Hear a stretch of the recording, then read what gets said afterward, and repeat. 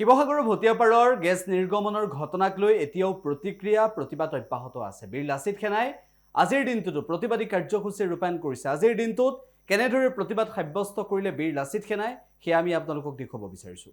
আজি আমি পেট্ৰলিয়াম মন্ত্ৰীৰ প্ৰতিকৃতি দাহ কৰিছোঁ, কাৰণ আমাৰ এটা অঞ্চল জ্বলি শেষ হৈ গৈছে আৰু এই অঞ্চলটো খিলন দিয়াৰ প্ৰভুত্ব থকা অঞ্চল আৰু এই অঞ্চলৰ মানুহৰ নিৰাপত্তা হোৱা নাই। এতিয়া কালিলৈকে আছিলে 3গৰাকী, এতিয়া হ'ল 6গৰাকী বিধৱা মহিলা, যাৰ হাজবেণ্ড ঢুকাই গৈছে, যাৰ গিৰিয়েক ঢুকাইছে,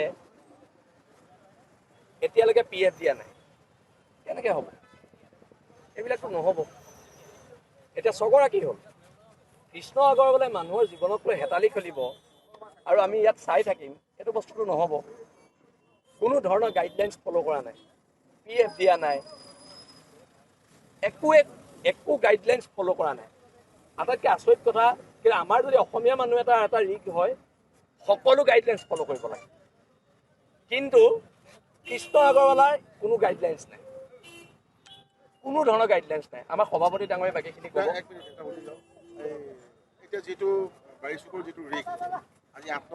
ONGC নিষ্ক্ৰিয় ভূমিকা, কাৰণ পইচা খাই থৈছে তো কৃষ্ণ আগৰৱালা।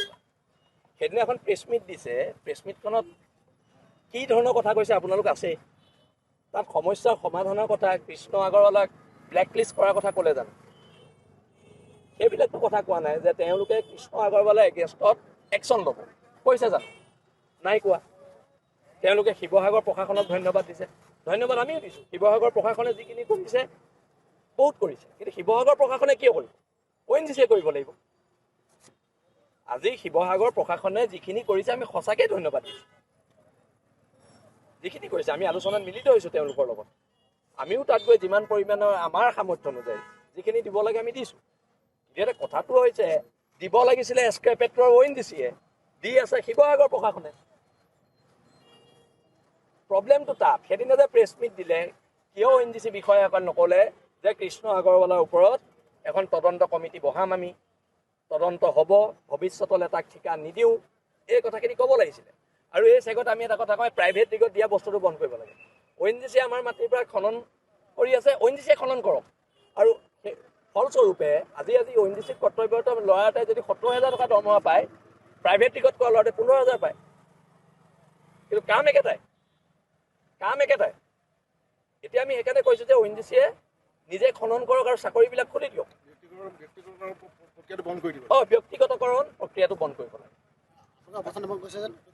আছে পৰৱৰ্তী কিবা কাৰ্যসূচী আছে? আমি 23 তাৰিখে ONGC আছাম এছাত ঘেৰাও কৰিম, আৰু সিদ্ধান্তবিলাক দিল্লীৰ পৰা ল'লে নহ'ব, অসমৰ পৰা সিদ্ধান্ত ল'ব লাগিব। ONGCয়ে এই কথাখিনি আমাক প্ৰতিশ্ৰুতি দিব লাগিব, নহ'লে ONGC বন্ধ কৰি দিয়া। আপোনালোকৰ দিশত কেন্দ্ৰীয় কাৰ্যালয় হ'ব নিশ্চয় কৰিব। মূল বিষয় এইটোৱে হ'ব তাত, যে ONGCৰ অত্যাচাৰৰ বিৰুদ্ধে ONGC যদি চব বস্তু দিল্লীৰ পৰা নিয়ন্ত্ৰণ হয়, ইয়াৰ পৰা কি নিয়ন্ত্ৰণ হ'ব? কিন্তু তেলখিনি ইয়াৰ পৰা নিব, ডিচিশ্যন দিল্লীৰ পৰা আৰু তেল ইয়াৰ পৰা, এইটো বস্তু হ'ব দিয়া নহয়।